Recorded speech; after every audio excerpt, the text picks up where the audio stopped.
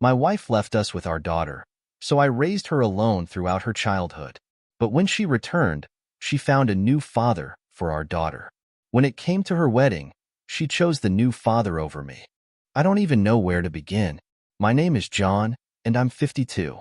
I'm writing this because I've hit a point where I can't process what's been happening without putting it out there. My life's been a series of twists and turns, but the most shocking events have revolved around my daughter, Sarah, and her mother, Lisa. Sarah was just 9 years old when Lisa walked out on us. That day is burned into my memory. It was a rainy Wednesday. She didn't even wait for me to get home from work. I remember coming back to find Sarah sitting on the couch, her school bag still slung over one shoulder, staring at the front door like she expected Lisa to come back any second. She didn't. Lisa left a note, something cold and clinical like she'd seen in the movies. "I'm sorry, John, but I can't do this anymore. Please take care of Sarah. She's better off with you." That was it. No explanation. No closure. Just gone. Raising Sarah alone was a challenge, but we made it work. I was in my early 30s, juggling work and parenting without a clue what I was doing. Somehow, we got through it. I learned to braid hair, cook mediocre spaghetti, and navigate parent-teacher conferences where everyone looked at me like I was some rare animal. A single dad raising a daughter on his own. Sarah grew up fast, though. She was always mature for her age, maybe because she had to be. I remember one time, when she was around 12, she came home crying because some kid at school said she didn't have a mom.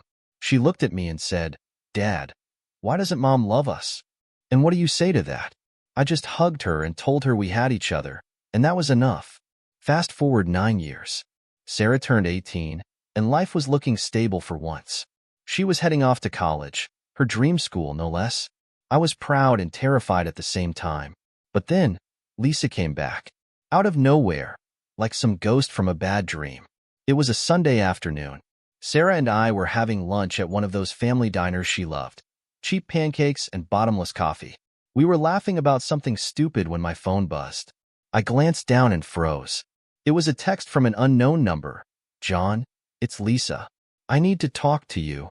At first, I thought it was some kind of scam. I mean, after all these years? But then another text came through. "I want to see Sarah." My stomach dropped. I didn't tell Sarah right away. I needed time to process it. The first meeting with Lisa wasn't exactly a happy reunion. We met at a neutral spot, some coffee shop she picked. She looked different. Older, obviously, but there was something else. A hardness in her eyes that wasn't there before. She launched into this whole spiel about how she regretted leaving, how she'd found herself and was ready to make things right. I didn't buy it for a second. "Why now, Lisa? Why after all these years?" I asked. Her answer was vague. Something about not being in a good place back then and wanting to be a better person now. Honestly, it sounded like bullshit, but what could I do? Sarah was an adult, and if Lisa wanted to see her, I couldn't stop her. I told Sarah about Lisa that evening. Her reaction surprised me. She wasn't angry, not like I expected.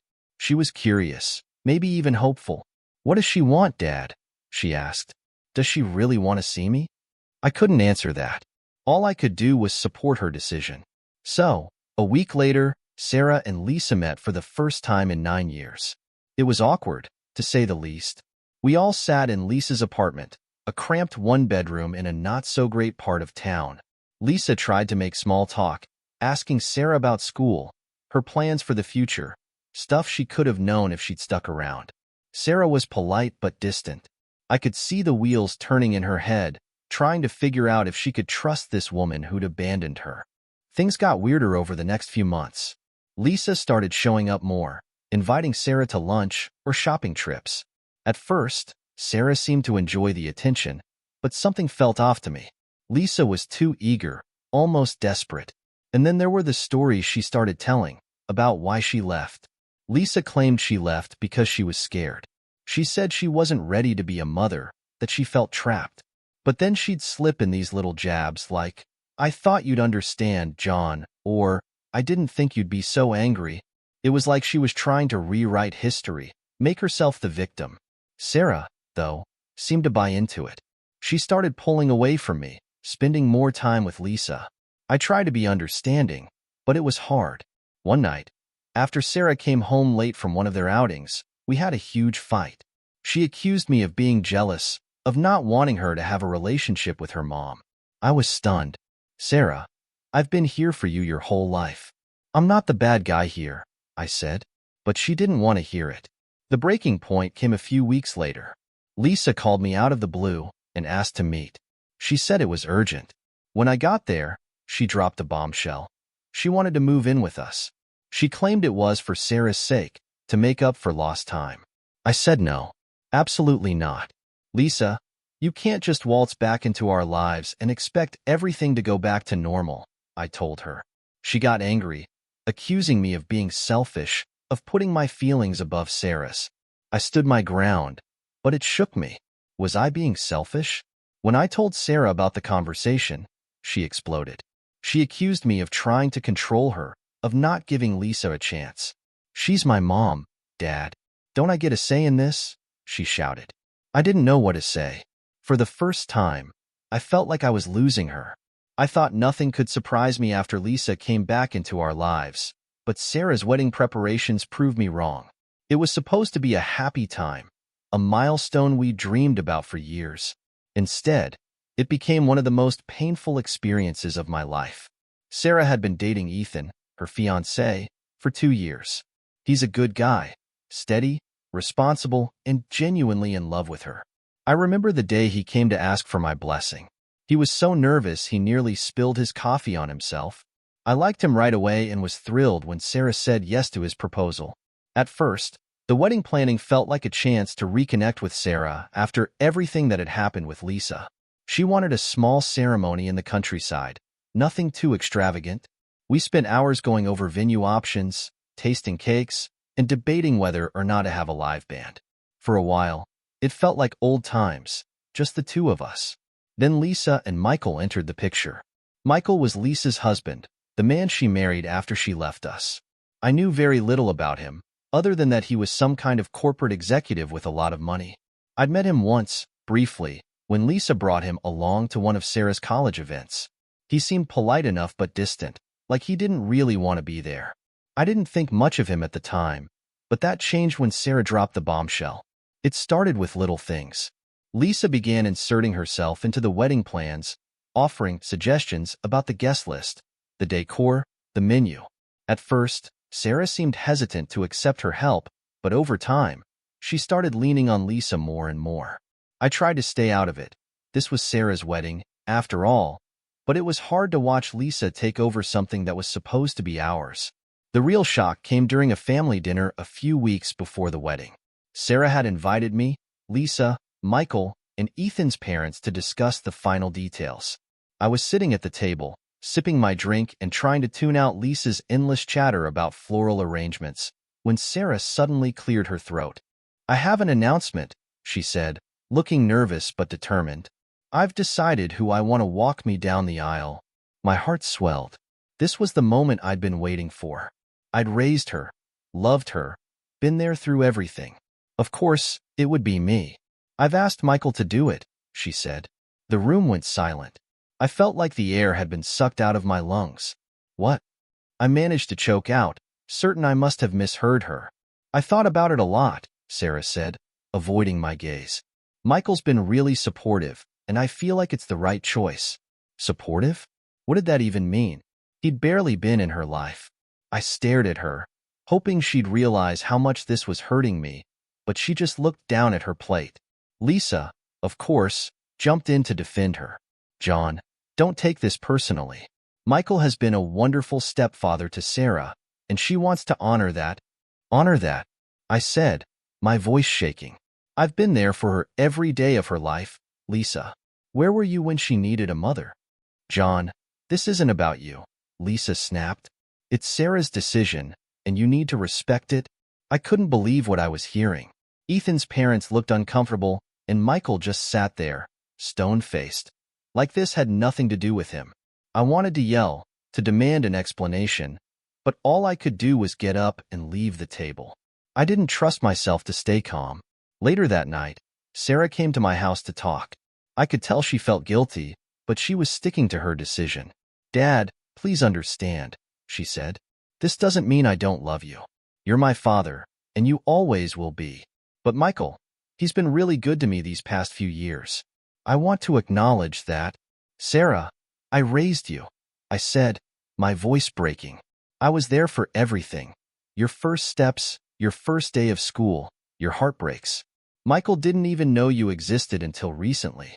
How can you choose him over me? It's not about choosing, she said, tears in her eyes. I feel like this is what I need to do. I wanted to argue, to make her see how much this was hurting me, but I could tell it wouldn't change her mind. She'd made her choice, and I had to live with it. The weeks leading up to the wedding were a blur. I tried to stay involved, helping where I could, but it was hard to muster any enthusiasm. Every time I saw Michael, I felt a surge of anger and resentment. He didn't seem to care about the tension he'd caused. If anything, he seemed smug, like he'd won some kind of competition. The day of the wedding was bittersweet. Sarah looked stunning in her dress, and Ethan couldn't take his eyes off her. I should have been proud, happy, but all I could feel was a deep sense of loss. As I watched Michael walk her down the aisle, my heart broke all over again. After the ceremony, Sarah came to find me. She hugged me tightly and whispered, "Thank you for everything, Dad. I love you." I hugged her back, but the words felt hollow. I loved her, too, more than anything, but I couldn't shake the feeling that something fundamental had changed between us. I'd always thought I'd be the one to walk her down the aisle, but that moment had been taken from me, and I didn't know if I'd ever get it back. I couldn't sleep after Sarah's wedding.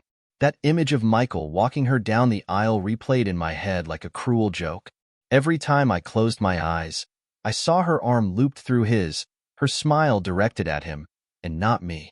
It was as if someone had taken the memories I'd spent years dreaming of and handed them to a stranger. The morning after the wedding, I woke up to an empty house. My little girl was now someone else's wife, and I was left with nothing but questions. How did we get here? How did I lose the most important role in my daughter's life to a man she barely knew? I sat at the kitchen table, staring at the half-empty cup of coffee in front of me. The bitterness wasn't just from the drink. It was from the pit in my stomach that refused to go away. I'd never felt so betrayed. But the more I thought about it, the more it didn't make sense. This wasn't like Sarah. She wasn't the type to hurt people on purpose. No, someone had gotten into her head. And I knew exactly who. Lisa. Lisa had always been manipulative, even when we were married. She had this way of twisting things, making herself look like the victim while everyone else played the villain. I'd seen it time and time again. It was how she justified leaving us all those years ago, and now, it seemed, she was at it again. The first real clue came a week after the wedding. I was at the hardware store picking up supplies for some repairs around the house when I ran into Amy, one of Sarah's childhood friends. We exchanged pleasantries, and then she hesitated, like she wasn't sure if she should say what was on her mind. "I hope you're okay, John," she said finally. Sarah told me about the decision, with her stepdad. I was surprised. Surprised? I asked, my voice sharper than I intended. "Why?" Amy hesitated again, then leaned in closer, lowering her voice. She said her mom was really pushing for it. Something about making sure Michael felt included. I felt my chest tighten. So, it wasn't Sarah's idea. Not entirely, at least. Lisa had been pulling the strings, making sure her new family came first, just like I'd suspected. I thanked Amy and left the store, my mind racing. If Lisa had manipulated Sarah into choosing Michael, what else had she been influencing? Back at home, I started piecing things together. I thought about the months leading up to the wedding, the way Lisa had inserted herself into every aspect of Sarah's life, the way Sarah had started to pull away from me. It was all starting to make sense. Lisa hadn't come back into Sarah's life to make amends. She'd come back to rewrite the narrative, to erase the years she'd missed and replace me with Michael. I decided to confront Sarah. She was still on her honeymoon, but I couldn't wait. I called her that evening, my heart pounding as I waited for her to pick up. "Hi, Dad," she said, her voice cheerful. "How are you?" "Not great, Sarah," I said, trying to keep my emotions in check. "I need to ask you something, and I want the truth. Did your mom pressure you into choosing Michael to walk you down the aisle?" There was a long pause on the other end of the line. Finally, she sighed. Dad, it wasn't like that. Then what was it like? I asked. Because from where I'm standing, it looks like your mom convinced you to put her husband in my place. She didn't convince me, Sarah said, her voice defensive. She just made me think about how much Michael has done for me. What has he done, Sarah? Name one thing he's done that I haven't. I snapped. I've been there for you your entire life. Michael hasn't even known you for 5 years. That's not fair, she said, her voice trembling. Michael's been really supportive, and I wanted to acknowledge that. It doesn't mean I don't appreciate you, doesn't it? I shot back. Because that's exactly how it feels. The line went quiet again, and I knew I'd gone too far. I'm sorry, I said, my voice softening. I don't understand why you do this to me.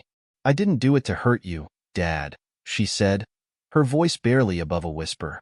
I wanted to make everyone happy. Not everyone, I said bitterly. Not me. We ended the call soon after, neither of us feeling any better. I sat there for a long time, staring at the phone in my hand, wondering how we'd gotten to this point. Was it really Lisa's influence, or was I just looking for someone to blame? The days that followed were a blur of anger and sadness.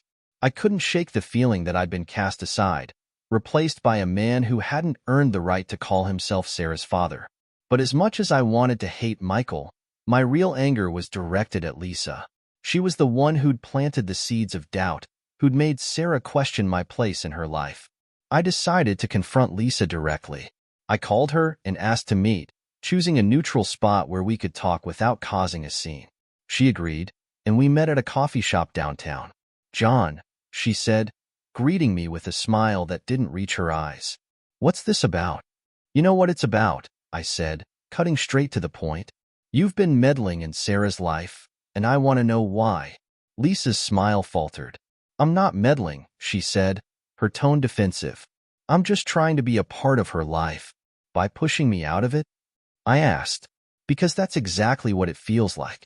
You've been manipulating her, Lisa. You convinced her to choose Michael over me. That's not true, she said, but I could see the guilt in her eyes. Sarah made that decision on her own. She made it because you planted the idea in her head, I said. You've always been good at that, twisting things to get what you want. Lisa's expression hardened. You're being ridiculous, John. Sarah is an adult. She can make her own decisions, not when you're whispering in her ear. I shot back. You've been trying to rewrite history, Lisa, but I won't let you erase me. The conversation ended with no resolution, just more anger and frustration. I left the coffee shop feeling worse than ever, convinced that Lisa would never admit what she'd done. I can't tell you how many times I rehearsed that conversation in my head before I finally spoke to Sarah. I thought if I could just find the right words, if I could just make her understand how I felt, maybe I could salvage what was left of our relationship. But no matter how I framed it, no matter how carefully I tried to explain, I couldn't shake the sinking feeling that it wouldn't matter. It was a few days after my confrontation with Lisa when I finally worked up the nerve to call Sarah. She was back from her honeymoon and had been busy finalizing wedding plans.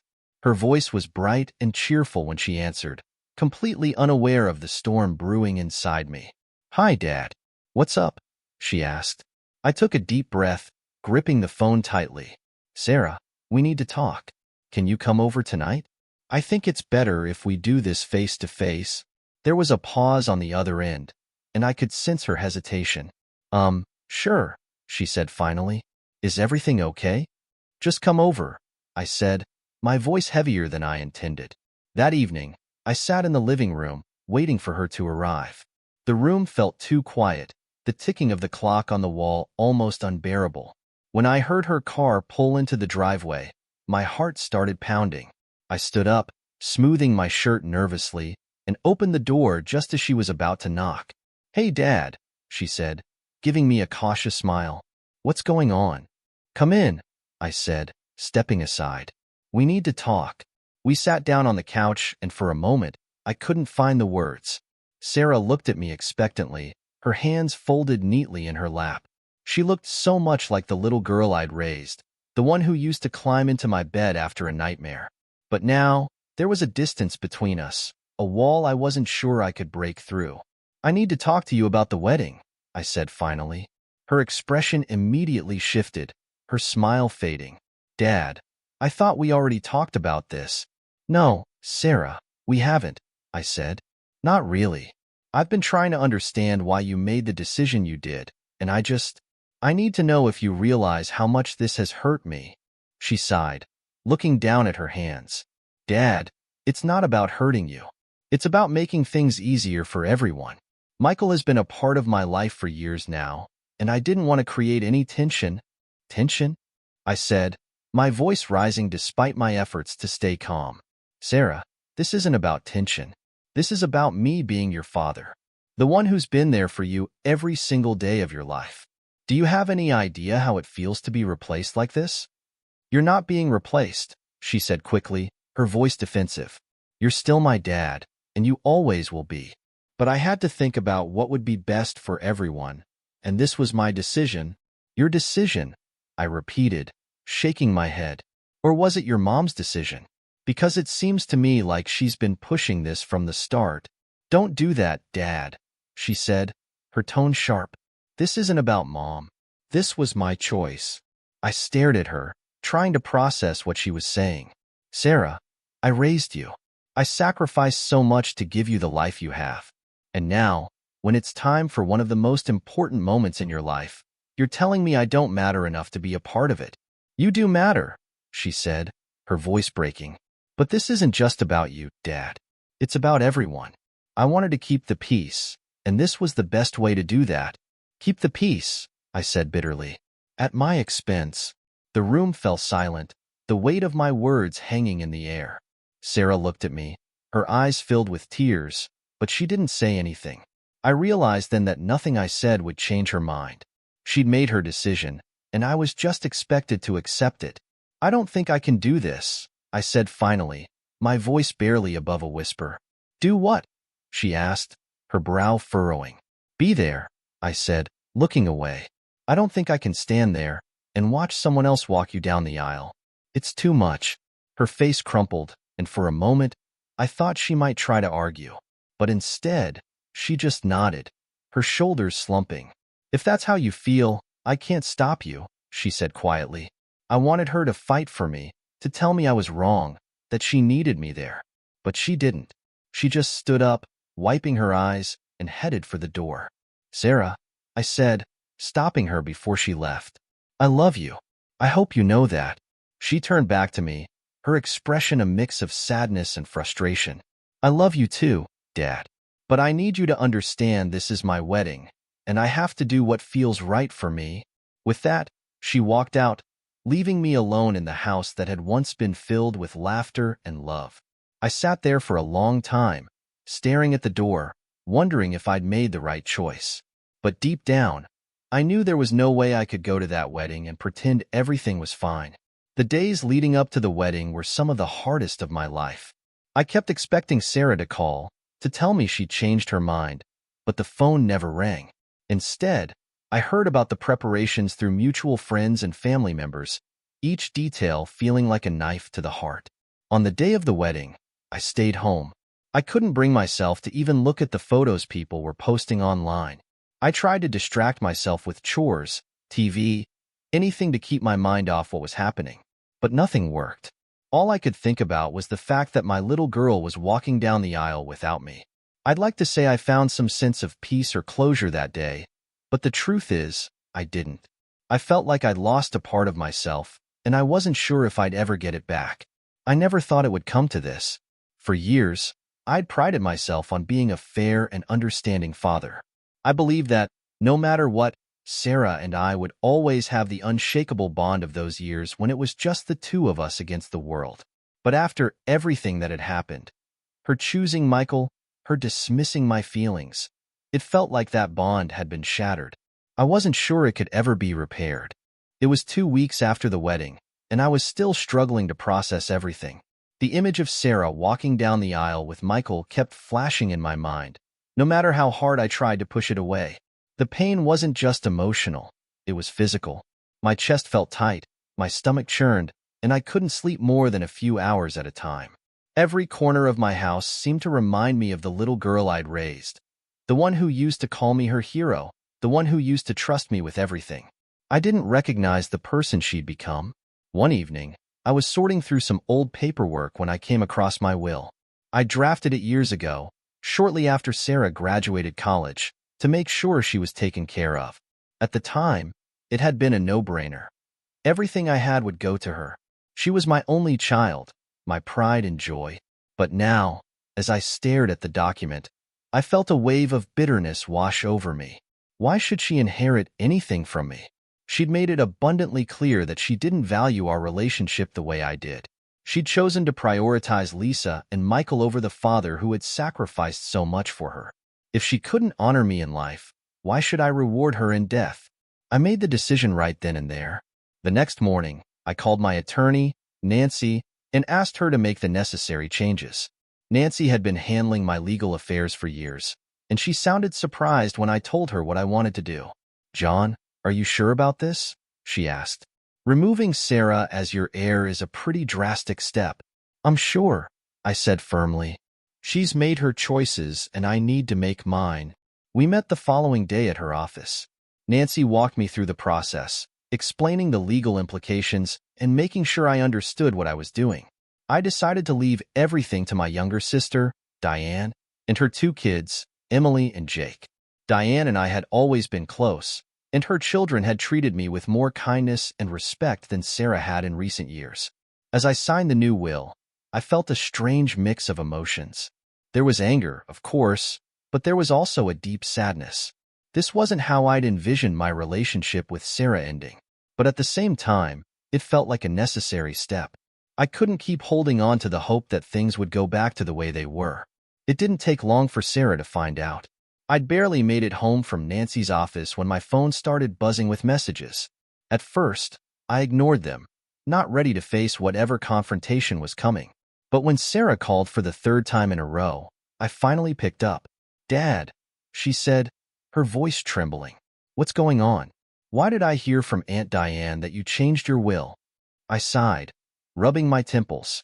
"Because I did," I said bluntly. "It's my decision, Sarah. I don't owe you an explanation." "You don't owe me an explanation?" she repeated, her voice rising. "Dad, I'm your daughter. How could you do this without even talking to me?" "Talking to you?"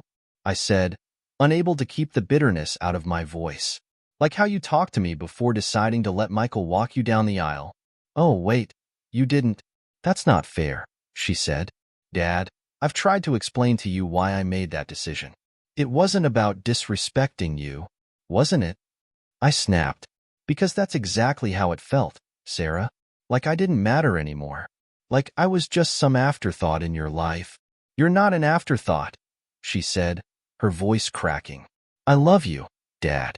But you're punishing me for something I did to try to keep the peace." "Keep the peace," I muttered, shaking my head. "You keep saying that like it excuses everything. But it doesn't, Sarah. It doesn't make it okay." There was a long pause, and I could hear her struggling to hold back tears. "Dad, please," she said finally. "We can fix this. I don't care about the will. I just don't want to lose you." For a moment, her words gave me pause. Was I being too harsh? Was there still a chance to mend our relationship? But then I remembered the pain I'd felt at the wedding, the humiliation of being pushed aside, and my resolve hardened. "I think we both need some time," I said finally. "I need to figure out how to move forward, and I think you do too." "Dad," she started to say, but I cut her off. "I'm sorry, Sarah. I can't do this right now." I hung up before she could say anything else, my hands shaking as I set the phone down. I felt a pang of guilt, but I pushed it aside. This was the only way I could protect myself from being hurt any further. Over the next few days, Sarah tried to contact me several more times. She left voicemails, sent texts, even showed up at my house once, but I couldn't bring myself to face her. Each time, I felt a mix of anger and sadness, but I told myself it was for the best. I needed space, and maybe she did too. The fallout from my decision was immediate and far-reaching. Word spread quickly among our family and friends, and everyone seemed to have an opinion about what I'd done. Some people, like Diane, supported me, saying I had every right to make my own decisions. Others, like Lisa, accused me of being petty and vindictive. Lisa even called me at one point, her voice dripping with condescension. John, what are you trying to accomplish with this? Punishing Sarah isn't going to fix anything. This isn't about punishment, I said. It's about setting boundaries. Something you've never been very good at. Boundaries, she scoffed. John, you're cutting your daughter out of your life over a wedding decision. Do you even hear yourself? I hear myself just fine, I said coldly. And frankly, Lisa, you're the last person I want to take advice from. She hung up on me after that, but her words lingered. Was I being unreasonable? Was I letting my anger cloud my judgment? I didn't know anymore. I stood by my decision. Changing my will wasn't something I did lightly, but it wasn't something I regretted either. Over the years, I had poured everything I had into raising Sarah. My time, my love, my money, and to see her prioritize Michael over me during the most significant moment of her life felt like a betrayal I couldn't ignore. Every time I thought about it, a cold fury rose in my chest. How could she not understand what her actions had done to me? It wasn't just the wedding. It was what the wedding represented. It was Sarah taking all the sacrifices I'd made for her, all the nights I stayed up worrying, all the years I worked 2 jobs to make sure she never went without, and setting them aside like they didn't matter. When I explained this to friends and family, some of them nodded sympathetically, while others just looked at me like I was the villain in the story. But none of them had lived my life. None of them had raised Sarah alone. The phone calls kept coming in the days following my conversation with Sarah. Friends, relatives, even Lisa. They all wanted to weigh in on what I'd done, as if my choices were suddenly everyone's business. Diane, my younger sister, was one of the few people who didn't judge me. You're doing what you think is right, John, she said one evening over the phone. If Sarah can't see the hurt she's caused, then maybe this is the wake-up call she needs. But Sarah wasn't waking up. If anything, the divide between us only grew deeper. She left me more messages, but I ignored them.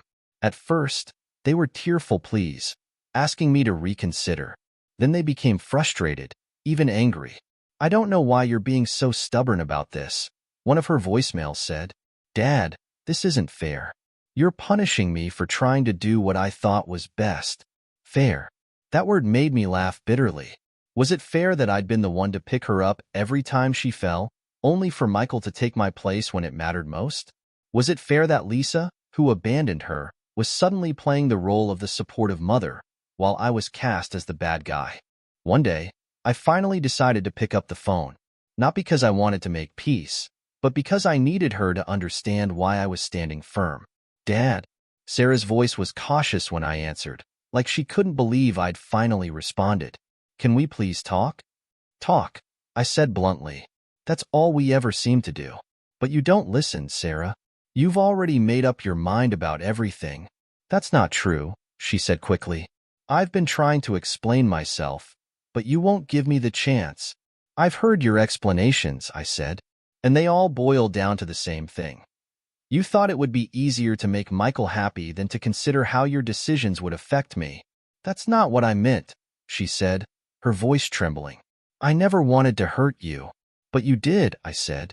Whether you meant to or not, you devalued everything I've done for you over the past 21 years. Do you even understand what it felt like to sit at home on your wedding day, knowing I wasn't part of it? You were invited, she said, her voice defensive now. You chose not to come. I chose not to come, I repeated, because I couldn't sit there and pretend I wasn't heartbroken. You handed my role, my place in your life, to a man who hasn't earned it. There was a long pause. When Sarah finally spoke, her voice was thick with emotion.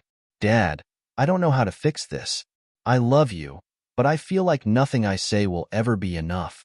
You're right, I said, because love isn't just words, Sarah. It's actions. And your actions have told me exactly where I stand in your life. I ended the call before she could say anything else. My hands were shaking as I set the phone down, and I felt an overwhelming wave of exhaustion. I wasn't sure if I was more angry or sad. Maybe I was both. All I knew was that I couldn't keep doing this. The back and forth, the arguments, the constant feeling of being unheard. It was draining the life out of me. The weeks that followed were eerily quiet. Sarah stopped calling, and I didn't reach out either. I heard through Diane that she and Ethan had settled into married life, but I didn't ask for details. It was easier to pretend she wasn't there than to confront the reality of our fractured relationship. One day, out of the blue, Lisa showed up at my house. I opened the door to find her standing on the porch, her arms crossed and an irritated look on her face. "John," she said, stepping inside without waiting for an invitation. "We need to talk." "About what?" I asked, crossing my arms. "About how you've managed to turn my daughter against me." "Don't be dramatic," she said, rolling her eyes.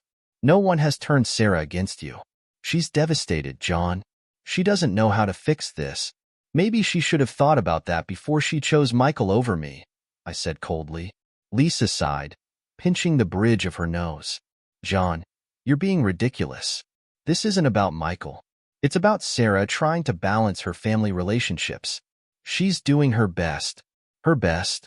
I said, my voice rising. "Her best was treating me like I didn't matter. And now you're here, trying to justify it? Spare me, Lisa. I'm not interested." "You're throwing away your relationship with your daughter over one decision," Lisa said, her voice sharp now. "Do you really think this is what's best for either of you?" "Don't lecture me about what's best for my family," I snapped. "You lost the right to have an opinion on that when you walked out on us." Lisa flinched, but she didn't back down. "I'm not saying I was a perfect mother," she said, "but I'm here now, and I'm trying. Maybe you should try too." "Get out of my house," I said, pointing to the door. She stared at me for a moment, her eyes full of anger and something else. Pity, maybe? Then she turned and left without another word. As the months passed, I started to wonder if the damage between Sarah and me was truly irreparable.